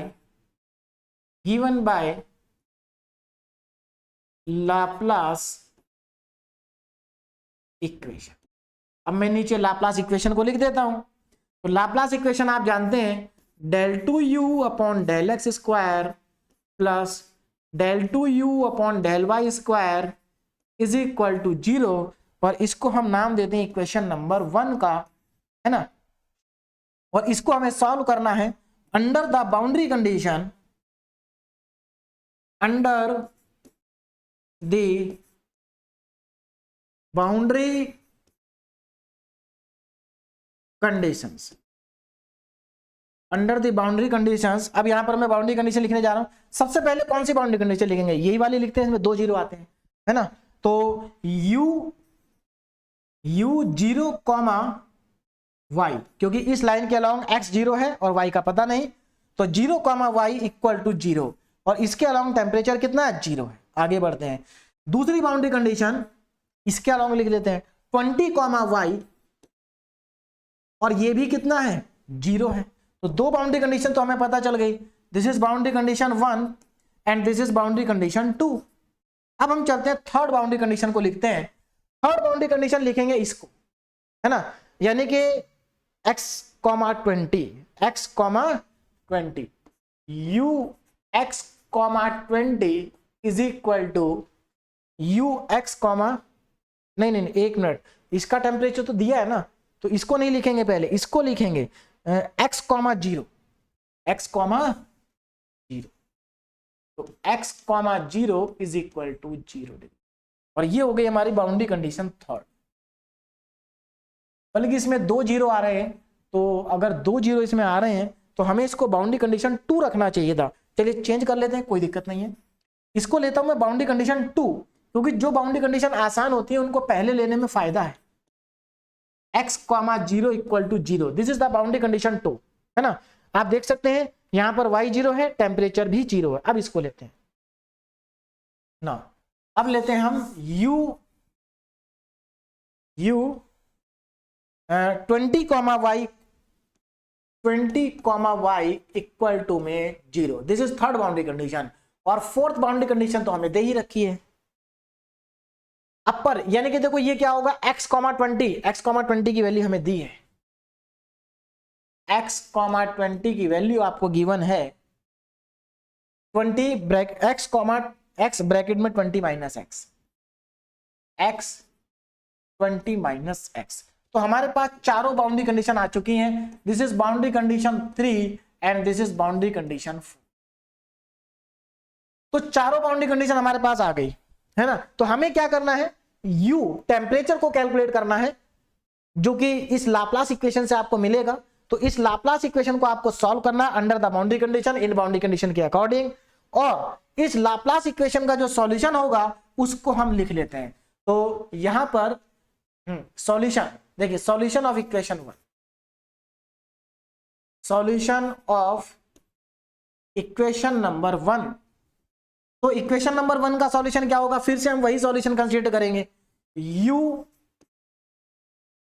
x, y is equal to c1 cos px plus c2 sin px, दूसरा ब्रैकेट में आएगा c3 e की पावर में py प्लस c4 e की पावर में minus py, है ना, plus P Y minus P Y, C3 C4। ये हमारे पास आ गया सॉल्यूशन। क्योंकि 3 सॉल्यूशन होते थे, हमने 3 में से एक को ले लिया, लास्ट वाले को, क्योंकि लास्ट वाले से जनरली आपको आंसर मिल जाते हैं। चलिए यहां तक तो हम पहुंच गए। अब क्या करना है, इसको नाम दे देते हैं इक्वेशन नंबर 7। ये हमारी इक्वेशन नंबर 7 होती है। Now apply boundary condition 1। अब यहां पर बाउंड्री कंडीशन 1 को अप्लाई करेंगे, तो देखिए बाउंड्री कंडीशन 1 को अप्लाई करेंगे। बाउंड्री कंडीशन 1 क्या कहती है कि जब x 0 है तो u भी 0 है, तो x 0 और u 0 कर दीजिए, तो ये u है, इसकी जगह 0 लिखो। यहां पर x को 0 करोगे तो केवल c1 बचेगा, बाकी सब 0 हो जाएगा। c3 e की पावर में py प्लस c4 e की पावर में माइनस py, और यहां तो आप बार बार देखो सेम ही चीज आ रही है, तो यहां पर कौन 0 होगा, c1। This implies c1 equal to में 0। आगे बढ़ते हैं, तो c1 हो गया हमारे पास 0। नेक्स्ट देखिए, जैसे ही c1 0 आएगा आप अपने सॉल्यूशन को करेंगे अपडेट, तो अपडेटेड सॉल्यूशन, अपडेटेड सॉल्यूशन। देखिए अपडेटेड सॉल्यूशन क्या होगा, जरा ध्यान देंगे। यहां पर आप C1 को कर देंगे 0 पुट, तो u x, y is equal to C1 को 0 पुट करते ही ये बचेगा C2 sin px, C2 sin px, और दूसरे ब्रैकेट में C3 e की पावर में py प्लस C4 और e की पावर में माइनस p। ये हमारा आ गया अपडेटेड सॉल्यूशन। अब आगे देखिए, जब अपडेटेड सॉल्यूशन आ जाए तो ये इक्वेशन नंबर हो जाएगी 8, और इसको करेंगे हम, इसमें करेंगे फिर से बाउंड्री कंडीशन 2 को अप्लाई। तो अप्लाई बाउंड्री कंडीशन 2। देखिए सेकंड बाउंड्री कंडीशन को जैसे ही आप अप्लाई करते हैं तो सेकंड बाउंड्री कंडीशन क्या कहती है कि y अगर 0 है तो u भी 0 होगा। तो यहां पर y को भी 0 करना है, और u ये रहा, इसको 0 कर दीजिए, उधर y को 0 करेंगे तो C2 sin px, और यहां पर y को 0 करने पे e की पावर 0 बन जाएगा जो कि 1 होता है, C3, और यहां भी C4 ही बचेगा। अब जरा ध्यान देना, तीनों में से कौन 0 होगा। देखो C2 0 हो नहीं सकता, sin px 0 हो नहीं सकता, तो बचा कौन, ये 0 हो सकता है। और देखिए इसके 0 होने से ये 0 नहीं होता है, इस चीज का आप ध्यान रखना, क्योंकि C3 प्लस C4 के 0 होने का मतलब ये नहीं कि ब्रैकेट 0 हो जाएगा, नहीं होगा। C3 प्लस C4 0 होने का मतलब है कि इन दोनों की वैल्यू इक्वल और अपोजिट है। तो this implies that C3 plus C4 equal to में 0, और यहां से हमें मिल गया C4 इक्वल टू में माइनस C3। C4 की वैल्यू आ गई माइनस का C3, या C3 को आप C4 लिख सकते हैं माइनस में। चलिए अब अपने सॉल्यूशन को करेंगे अपडेट। अब देखिए अपडेटेड सॉल्यूशन, अपडेटेड सॉल्यूशन, तो ध्यान दीजिए अपडेटेड सॉल्यूशन क्या होगा।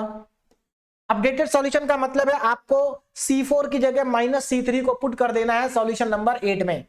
तो ux, y is equal to C2 sin px, bracket में C3 तो एज इट इज रहेगा, C3 e की पावर में py, और C4 की जगह आ जाएगा माइनस C3 e की पावर में माइनस का py। और इसमें से C3 को अब ले लेते हैं कॉमन, तो देखिए हमारे पास क्या आ जाएगा, now ux, y is equal to C2 C3 हो जाएगा common, C2 C3 sin px, और यहां बचेगा e की पावर में py, e की पावर में py माइनस e की पावर में माइनस py, और ये हमारा हो जाएगा नेक्स्ट अपडेटेड सॉल्यूशन। और इक्वेशन नंबर आएगी हमारे पास 9। तो 9th सॉल्यूशन हमारे पास आ गया है ना, ये लीजिए। अब अगेन आप बाउंड्री कंडीशन 3rd अप्लाई करेंगे, तो अप्लाई बाउंड्री कंडीशन 3, यानी कि यहां से भी हमें कोई प्रॉब्लम नहीं है, सॉल्यूशन बिल्कुल ठीक है। बाउंड्री कंडीशन 3 क्या कहती है कि अगर x की वैल्यू 20 होगी तो u 0 होगा, तो x की जगह 20 और u की जगह 0 पुट कर दो, u की जगह 0 और इधर x की जगह 20, C2 C3 sin 20p और e की पावर में py माइनस e की पावर में माइनस py। अब यहां से देखो C2 0 नहीं हो सकता, C3 0 नहीं हो सकता, ब्रैकेट वाला पार्ट 0 नहीं हो सकता क्योंकि 0 बनेगा। कौन 0 हो सकता है, sin 20p, क्योंकि sin 20p के 0 होने से sin px 0 नहीं होता है, इसलिए इसको हम 0 पुट कर सकते हैं। तो this implies that sin 20p is equal to 0, और आपको मालूम है कि sin 0 कब होता है, sin n पाई पे, तो यहां पर लिख सकते हैं sin n पाई, sin से sin यहां पर रिमूव हो जाएगा और बचेगा 20p इक्वल टू n पाई, और यहां से जब आप p निकालेंगे तो ये आएगा n पाई अपॉन 20। तो p की वैल्यू आपको मिल गई। अपने सॉल्यूशन को कर देंगे update. Now updated solution, updated solution, तो ध्यान दीजिए अपडेटेड सॉल्यूशन क्या बनेगा। तो हम अपनी इक्वेशन नंबर 9 को करेंगे अपडेट। देखिए क्या मिलेगा, ux, y is equal to C2 C3 sine P की जगह आ जाएगा n pi by 10 n pi by 20 n pi by 20x bracket में चलेंगे e की पावर में n पाई y अपॉन में 20 माइनस e की पावर में n पाई y अपॉन में 20। ये हमारे पास आएगा अपडेटेड सॉल्यूशन। चलिए, तो अपडेटेड सॉल्यूशन आ चुका है। अब क्या करना है, एक बाउंड्री कंडीशन और बची है, एक बाउंड्री कंडीशन और बची है। तो क्या उस बाउंड्री कंडीशन को भी हम यहां पर लगा दें? अभी नहीं, क्योंकि लास्ट बाउंड्री कंडीशन जब बच जाती है तो उससे पहले हम लिखते हैं most general solution. Most general solution, तो यहां पर मैं लिखूंगा पहले most general solution, most general solution. तो देखिए मोस्ट जनरल सॉल्यूशन क्या बनेगा, ध्यान दें। मोस्ट जनरल सॉल्यूशन को लिखने का तरीका आपको आता है, ux, y is equal to summation n की वैल्यू 1 से इंफिनिटी तक जाएगी, और C2 C3 की जगह आप एक नया कांस्टेंट ले लेंगे bn, और बाकी सब ऐसे लिखेंगे sign n pi x upon में 20 ब्रैकेट में e की पावर में n पाई y अपॉन में 20 माइनस e की पावर में माइनस का n पाई y अपॉन में 20। ये हमारा आ गया मोस्ट जनरल सॉल्यूशन, और इसको मैं कह देता हूं इक्वेशन नंबर 11। इक्वेशन नंबर 11, ठीक है ना। This is the most general solution, equation number 11। चल, अब क्या करना है, अब इसमें हम लगाएंगे बाउंड्री कंडीशन 4। अप्लाई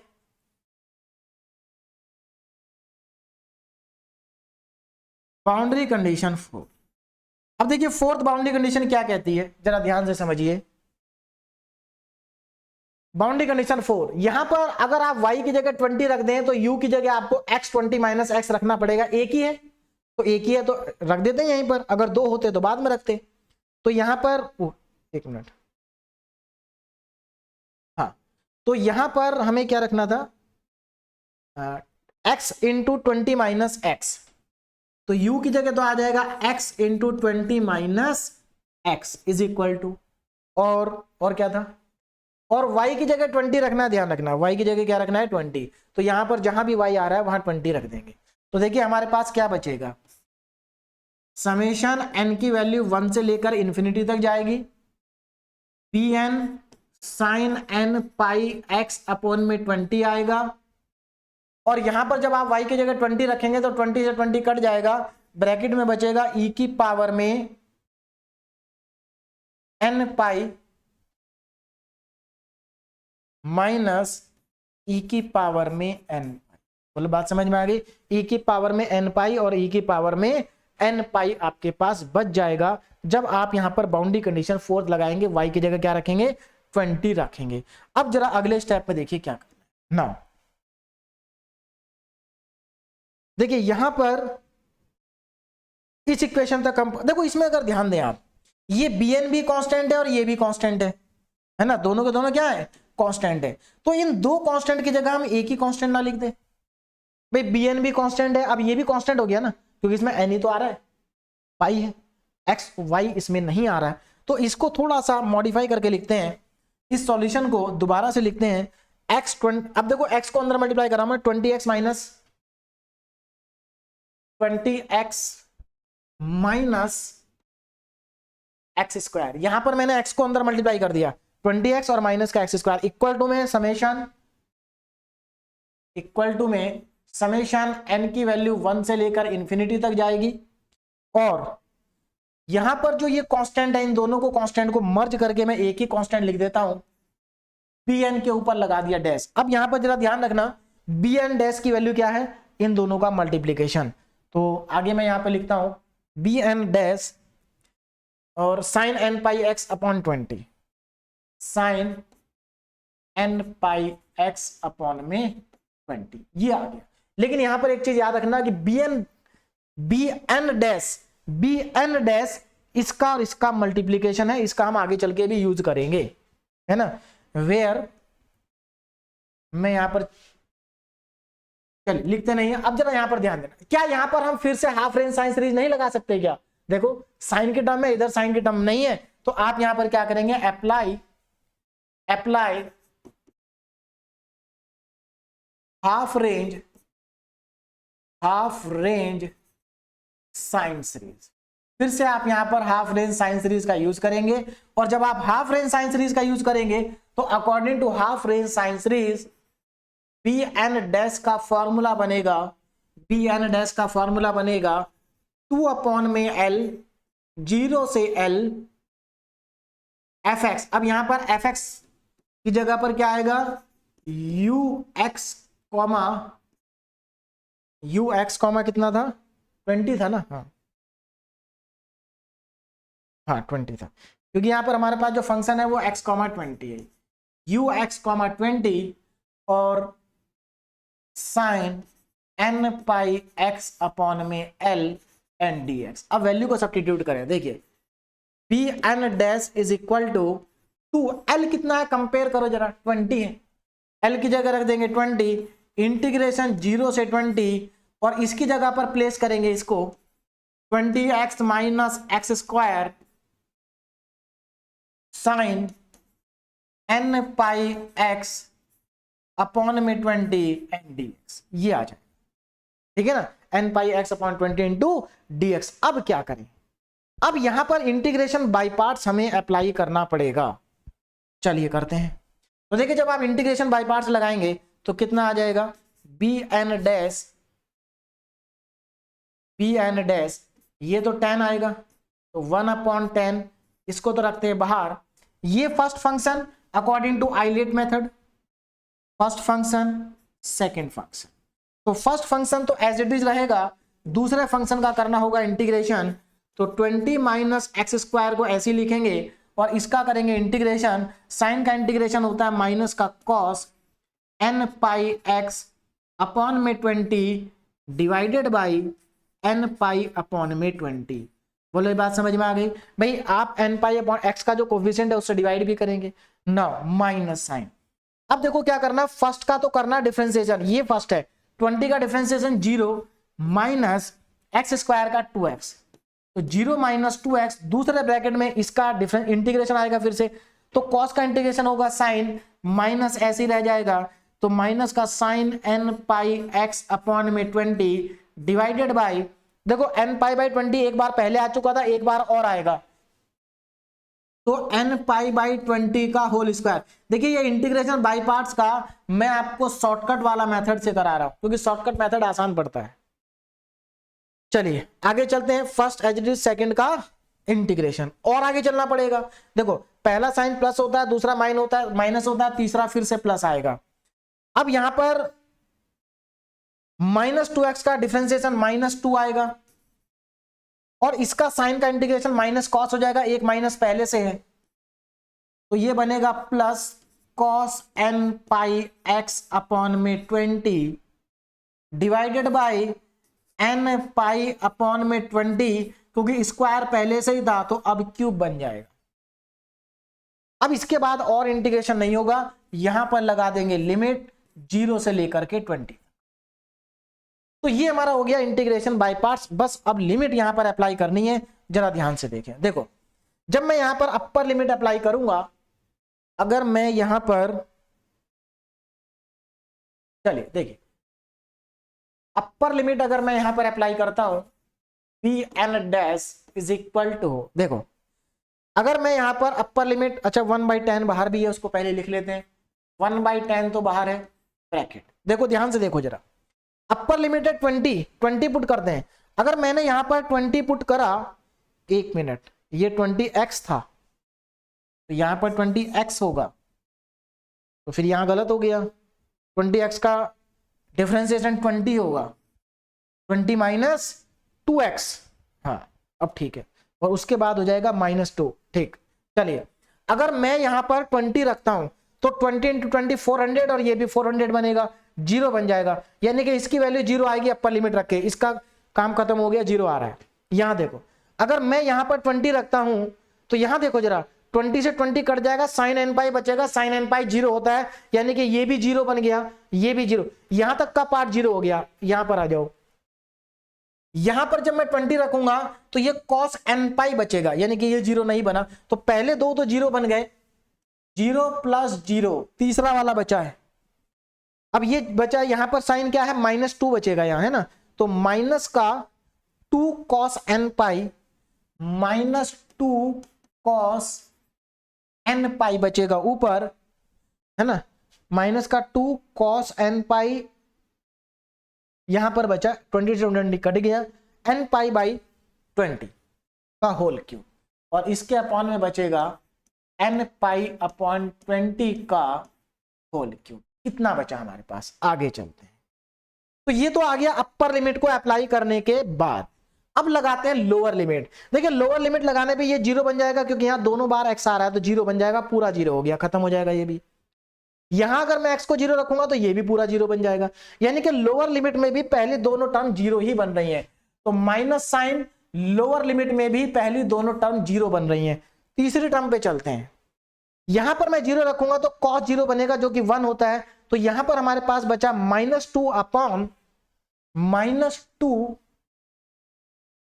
अपॉन में n पाई अपॉन में 20 होल क्यूब, ये हमारे पास बच गया है। चलिए इसको सिंप्लीफाई करते हैं, तो bn dash is equal to 1/10 bracket में, देखो इसमें जरा ध्यान से देखो, ये 20 का क्यूब है, 20 का क्यूब हो जाएगा हमारा 8000, 20 इंटू 20 8000, 8000 जाएगा ऊपर, तो इसका मतलब यहां पर -2 इंटू 8000 cos n पाई, और इसके अपॉन में बचेगा n की पावर 3 और पाई की पावर 3। इधर आ जाओ, देखो माइनस माइनस बनेगा प्लस।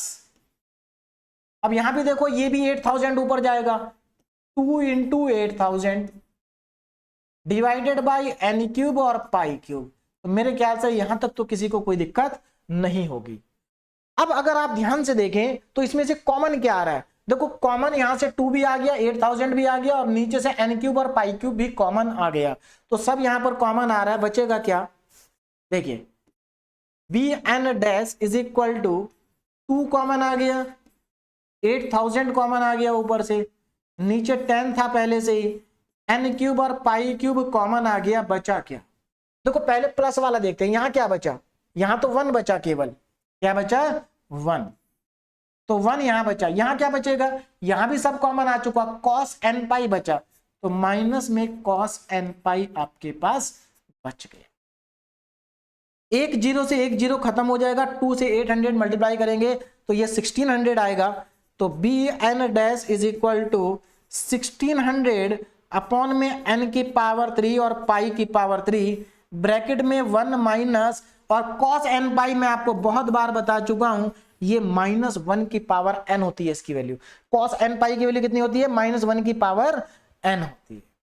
तो यहां तक हमारे पास आया। अब जरा आगे देखो, तो थोड़ा सा मैं कर देता हूं, देखिए अब यहां पर जरा ध्यान से देखिए। अब देखो यहां पर दो केस बनेंगे, अगर n ऑड होगा तो इसकी वैल्यू 0 आ जाएगी।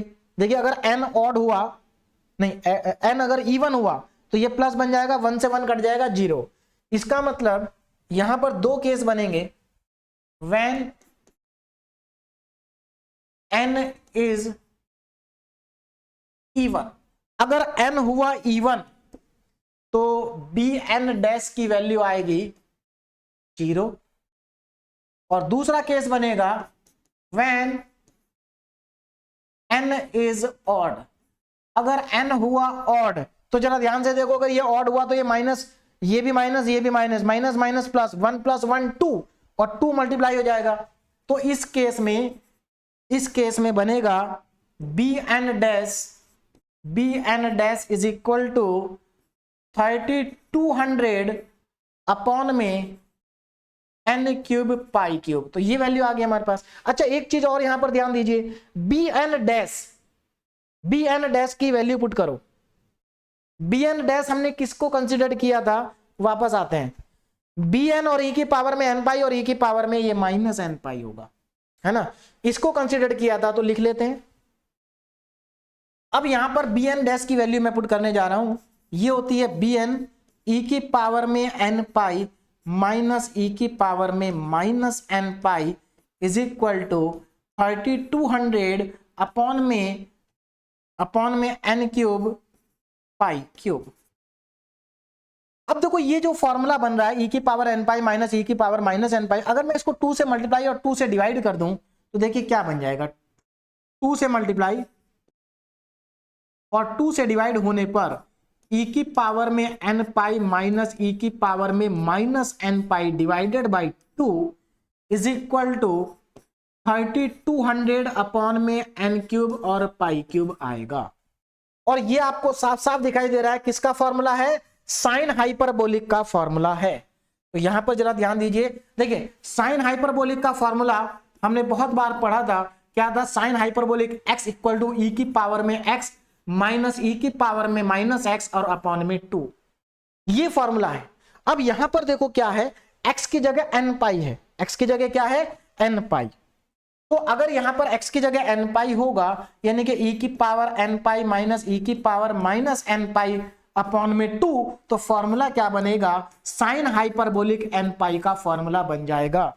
तो मैं लेफ्ट में क्या लिख सकता हूं, 2bn sine hyperbolic n pi, 2bn sine hyperbolic n pi is equal to में कितना है 3200 अपॉन 3200 अपॉन में n क्यूब पाई क्यूब है ना, इतना ही है। चलिए ये हमारे पास आ गया।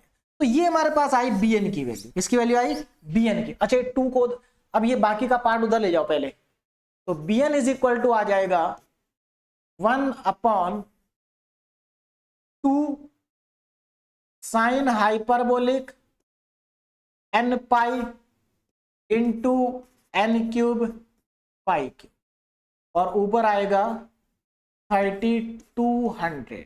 तो ये हमारे पास bn की वैल्यू आई। अब आपको क्या करना है, इस bn की वैल्यू को मोस्ट जनरल सॉल्यूशन में पुट कर देना है। Now put bn in equation number 11। तो चलिए 11 में इसको सब्स्टिट्यूट कर देते हैं। तो देखिए 11 इक्वेशन नंबर क्या थी हमारी, इक्वेशन नंबर 11 कहां गई, ये यहां पर bn की वैल्यू पुट कर देंगे, बाकी कुछ नहीं करना। तो समेशन n 1 से लेके इंफिनिटी, देखिए तो ux comma y summation n की वैल्यू 1 से लेके इंफिनिटी तक जाएगी, bn की जगह ये आ जाएगा, तो ये आ जाएगा आपके पास 3200, तो ऊपर आएगा डिवाइड में 2 sign hyperbolic n pi into n cube pi cube sign n pi x upon में 20। एक बार देख लेते हैं, n pi x upon 20 e की पावर में n पाई y अपॉन 20, हाँ e की पावर में n पाई y अपॉन में 20 माइनस e की पावर में minus n pi y upon में 20, ये हमारे पास आ गया। अब यहां पर जरा थोड़ा ध्यान देंगे, इसमें जो n है वो ऑड है। चलिए इसको मैं बताता हूं, पहले इसमें से कांस्टेंट टर्म को बाहर निकाल लेते हैं। देखिए तो ux comma y is equal to, एक तो कांस्टेंट है 3200 और क्या यहां पर पाई क्यूब है, तो 3200 अपॉन पाई क्यूब को तो कर दो बाहर, और n की वैल्यू 1 से लेके इंफिनिटी तक जाएगी, है ना। यहां पर और क्या बच गया, n क्यूब बच गया, नीचे 2 बच गया, तो 1 अपॉन 2n क्यूब और साइन, अच्छा हमने, हाँ ठीक है 2n क्यूब, एक मिनट 2, ये अभी एक मिनट, ये देखिए कितना बच गया, ऊपर बच गया 3200, अच्छा 3200 तो बाहर कर दिया हमने, ऊपर बचा 1, नीचे देखो जरा 2 बचा, साइन हाइपरबोलिक n पाई बचा और n क्यूब बचा, यानी कि 2 n cube sine hyperbolic n pi, ये बचा हमारे पास नीचे, पाई क्यूब चला गया बाहर, और यहां पर साइन एन पाई एक्स, ऊपर मैं क्या लिख देता हूं, साइन एन पाई एक्स अपॉन में 20, और ये वाला पार्ट। अब जरा यहां पर ध्यान दो, इसको भी तो हाइपरबोलिक बनाया जा सकता है। देखिए इसको मैं लिख सकता हूं ई की पावर एन पाई वाई अपॉन में 20 माइनस ई की पावर में माइनस एन पाई वाई अपॉन में 20। देखिए आप चाहें तो अपने आंसर को यहां तक भी छोड़ सकते हैं, तब भी आपको फुल मार्क्स मिलेंगे, लेकिन मैं यहां पर इसको भी हाइपरबोलिक बना देता हूं। ये भी तो फॉर्मूला बन रहा है, 2 से मल्टीप्लाई करो और 2 से क्या कर दो, डिवाइड कर। देखो ये फॉर्मूला बन जाएगा, है ना, साइन हाइपरबोलिक का, और यहां पर एक 2 से एक 2 क्या हो जाएगा, कैंसिल आउट हमारा हो जाएगा। ये तो फॉर्मूला बन गया, और ये यहां पर 2 से 2 क्या होगा, कैंसिल होगा। इस 2 से इस 2 को क्या कर दो, कैंसिल कर। चलिए अब देखें यहां, अब यहां पर ध्यान देंगे, देखो ये फॉर्मूला बन गया, तो हमारे पास आया कितना, u x comma Y is equal to u x comma Y is equal to, ध्यान दीजिएगा, 3200 अपॉन पाई क्यूब, 3200 अपॉन में पाई क्यूब समेशन n की वैल्यू 1 से लेकर के इंफिनिटी। देखो यहां पर बचा एक तो n क्यूब बचा, ये हाइपरबोलिक बचा, ये भी हाइपरबोलिक हो जाएगा, तो 1 अपॉन n क्यूब, 1 अपॉन में n क्यूब, 1 अपॉन में n क्यूब, और यहां पर बचेगा हमारे पास साइन पाई एक्स एन पाई एक्स अपॉन 20, साइन एन पाई एक्स अपॉन में 20। यहां पर स्पेस थोड़ा सा रुक जाइए, स्पेस कम है, मैं एक काम करता हूं, इसको ऐसे लिख देते हैं, है ना, देखो यहां से लिखता हूं मैं, ठीक है,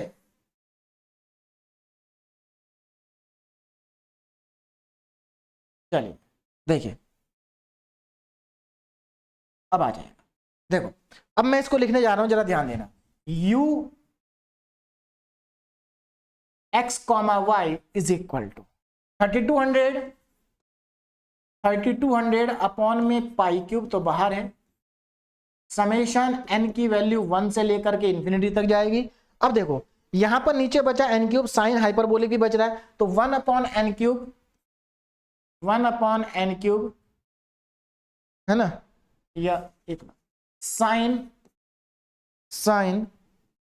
n पाई x अपॉन में 20 divided by n cube, divided by n cube बचा, और ये देखो कितना बना, साइन हाइपरबोलिक बनेगा, साइन हाइपरबोलिक, और यहां पर एंगल x का काम कौन कर रहा है, n pi y upon 20, n pi y upon में 20, ये आ गया, ठीक है, और इसके डिवाइड में क्या आ जाएगा, दूसरा हाइपरबोलिक फंक्शन इसके डिवाइड में लिख देता हूं, साइन हाइपरबोलिक n पाई, है ना, और यही हमारा इस क्वेश्चन का क्या है, फाइनल सॉल्यूशन भी है, this is the final answer, ठीक है। अच्छा इसमें देखो एक चीज का ध्यान रखना, यहां पर जो n है ना वो ऑड है, क्या है, n जो है वो ऑड है, तो इसको आप यहां पर ऐसे लिख देंगे, where n is odd, where n is odd, लेकिन जो बुक में आपको आंसर दिया होगा वो कुछ इस तरीके से दिया होगा, u x कॉमा वाई, क्योंकि देखो अगर n ऑड है, n अगर ऑड है तो ऑड नंबर को कैसे लिखा जाता है, 2n-1 करके लिखा जाता है,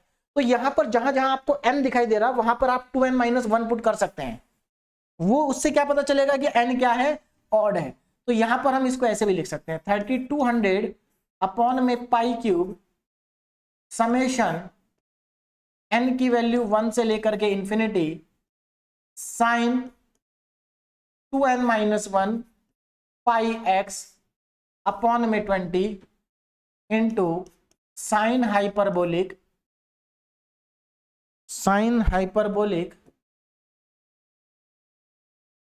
2n-1 पाई y अपॉन में 20, और इस पूरे के डिवाइड में 2n-1 की whole power 3 sine hyperbolic n pi, ये हमारा क्या होगा इसका आंसर। तो इस तरीके से भी लिखा जा सकता है, बुक में आपको इसी तरीके से इसका आंसर दिया गया होगा, है ना। तो या तो ऐसे लिखें या ऐसे। अगर आपने ऐसे लिखा है तो इसके नीचे लिख दे वेयर एन इज ऑड। अगर आप ऊपर वाले तरीके से लिखना चाहते हैं तो इसके बाद लिख देना वेयर एन इज ऑड। और अगर आप इस तरीके से लिखते हैं तो लिखने की जरूरत नहीं। तो यहां पर ये क्वेश्चन हमारा क्या हो गया, कंप्लीट हो गया। ठीक है, तो ये जो हमारा चैप्टर था application of partial differential equation, ये चैप्टर भी यहां पर अब कंप्लीट हो गया। तो आपने देखा पूरे चैप्टर में एक ही जैसे क्वेश्चन है, बस आपको method of separation of variable अच्छे से आना चाहिए, उसके बाद तो आपको बाउंड्री कंडीशन लगानी है। देखिए अगर किसी स्टूडेंट की इन क्वेश्चंस में गलती होती भी है तो मैं आपको बता दूं वो लास्ट में जाके होगी, क्योंकि स्टार्टिंग में तो आपको method of separation of variable लगाना है, और वो मेथड लगाने में मुझे नहीं लगता किसी से कोई गलती होगी, क्योंकि पूरे चैप्टर के अंदर हर क्वेश्चन के अंदर आप वो लगाएंगे तो आप वो इतनी अच्छा से सीख जाएंगे कि आपकी गलती होगी ही नहीं। बात समझ में आ गई? यानी कि अगर गलती होने के चांसेस भी है ना तो एंड में जाकर ही है, एंड में जाकर के ही है। तो इसलिए ये चैप्टर आपके लिए बहुत आसान है और क्वेश्चन बहुत लेंथी होते हैं। अगर एंड में जाके गलती हो भी जाएगी तो उसमें 1 या 2 मार्क्स ही कटेंगे, उससे ज्यादा आपके मार्क्स नहीं कटेंगे 7 में से। तो इसलिए इस चैप्टर को आप बहुत अच्छे से करें। और देखिए इस यूनिट की अगर मैं बात करूं तो 2 चैप्टर है। आपका जो सेमेस्टर एग्जाम होगा वहां पर यहां से 3 लॉन्ग क्वेश्चन आएंगे। ये बात तो कंफर्म है कि 3 में से 2 लॉन्ग क्वेश्चन तो आपके कहां से आएंगे, 2 लॉन्ग क्वेश्चन आपके application of partial differential equation से ही आएंगे। यानी कि एक क्वेश्चन आपका आएगा फोरियर ट्रांसफॉर्म से। बात समझ में आ गई? शॉर्ट क्वेश्चन की अगर हम बात करें तो शॉर्ट क्वेश्चन भी अगर 2 आते हैं तो एक तो कम से कम यहां से आएगा ही आएगा, और अगर एक ही आता है तो वो इसी टॉपिक से आने के चांसेस ज्यादा है। तो यहां पर ये चैप्टर हमारा कंप्लीट हो गया। अब इस यूनिट के अंदर हमारा दूसरा चैप्टर बचा फोरियर ट्रांसफॉर्म, वो भी हमारा जल्दी कंप्लीट हो जाएगा। 4 से 5 लेक्चर उसमें बनेंगे और ये यूनिट हमारी खत्म हो जाएगी।